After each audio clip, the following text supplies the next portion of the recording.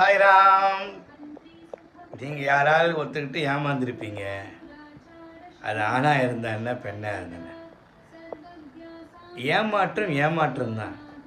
அதையே பேசி பேசி பேசி காலம் ஃபுல்லாக ஒருத்தருக்கு பழி வாங்கக்கூடிய உணர்வுகள் இருக்காதீங்க. பிடிக்கலையா பேசாதீங்க.